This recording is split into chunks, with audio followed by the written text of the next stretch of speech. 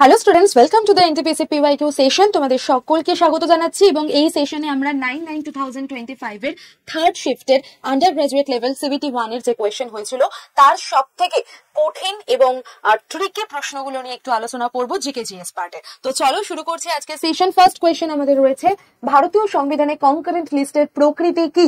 তো এখানে আমাদের সঠিক উত্তর হয়ে যাবে অপশন নাম্বার 3, যেখানে সেন্টার এবং স্টেট দুজনেই লেজিসলেট করতে পারে কনকারেন্ট লিস্টকে।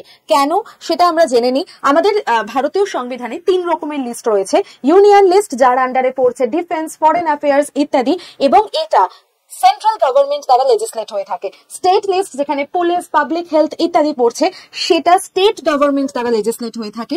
এবং the last one is concurrent list, যেটার মধ্যে এডুকেশন, ফরেস্ট ইত্যাদি পড়ছে, যেটা ইউনিয়ন এবং স্টেট দুজনের দ্বারাই লেজিসলেট হয়ে থাকে।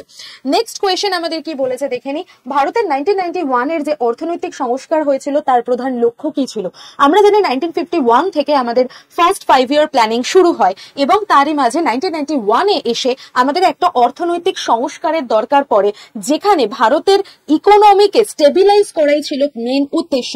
তার জন্য নরসিংহম কমিটিও বসানো হয় এবং সেখানে এলপিজি মডেলের ইন্ট্রোডিউস ঘটানো হয়ে থাকে। তোমাদের কাছে আমার প্রশ্ন থাকলো যে এই এলপিজি মডেল কত সালে বা বলা যেতে পারে যে কোন 5 ইয়ার প্ল্যানিং এ এটার ইন্ট্রোডিউস ঘটানো হয়েছিল? এবং এখানে আমাদের সঠিক উত্তর হয়ে যাবে option 2, to stabilize India's economy. Number 3 কি কোয়েশ্চেন রয়েছে, ভারতীয় সংবিধানের অনুচ্ছেদ নাম্বার 243Q এর অধীনে একটা অন্তর্বর্তীকালীন এলাকার জন্য কোন ধরনের পৌরসভা গঠিত হয়? দেখো এখানে ডিরেক্ট কোয়েশ্চেন করেনি যে কবে কোন আর্টিকেলের অধীনে মিউনিসিপ্যালিটি রয়েছে বা কোঅপারেটিভ সোসাইটি বা আমাদের পৌরসভা রয়েছে। এখানে একটা অন্তর্বর্তীকালীন এলাকার জন্য পৌরসভার কথা বলা হয়েছে।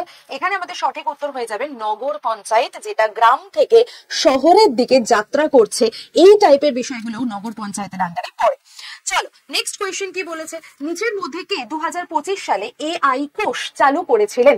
এখানে আমাদের সঠিক উত্তর হয়ে যাবে ইলেকট্রনিক্স অ্যান্ড ইনফরমেশন টেকনোলজি। তো এটা আমাদের একটা সায়েন্স এবং টেকনোলজি রিলেটেড প্রশ্ন ছিল এবং এই যে নতুন নতুন উদ্ভাবনগুলো আসছে এআই রিলেটেড, এগুলোকে নিয়ে কিন্তু আমাদের প্রচন্ডভাবে আপডেটেড থাকতে হবে, কারণ কারেন্ট ইভেন্টস এর দিক থেকে এইগুলো খুবই ইম্পর্টেন্ট। তোমাদের বলে দিই যে তোমরা যদি রেলের এই কোয়েশ্চেন গুলোর আনসার মোকাবিলা করতে চাও এবং রেলের প্রস্তুতি নিতে চাও, তাহলে আমাদের রয়েছে বন্দে ভারত ব্যাচ। তোমরা অবশ্যই বন্দে ভারত ব্যাচে যুক্ত হয়ে যেতে পারো, যেটা 19 নভেম্বর থেকে ক্লাস স্টার্ট হবে। এবং এই ব্যাচে তোমরা Y1012 কোড দিয়ে মাত্র 2309 টাকায় পেয়ে যাচ্ছ উইথ 2 হার্ড কপি বুকস, যেগুলো বিনা পয়সা তোমার কাছে চলে যাবে। আর হোয়াটসঅ্যাপ নাম্বার এটা, যেখানে তোমরা আমার সাথে কন্ট্যাক্ট করে নিতে পারো যদি কেউ ইন্টারেস্টেড থাকো। অল দ্য বেস্ট সকলকে, দেখা হবে পরের সেশন।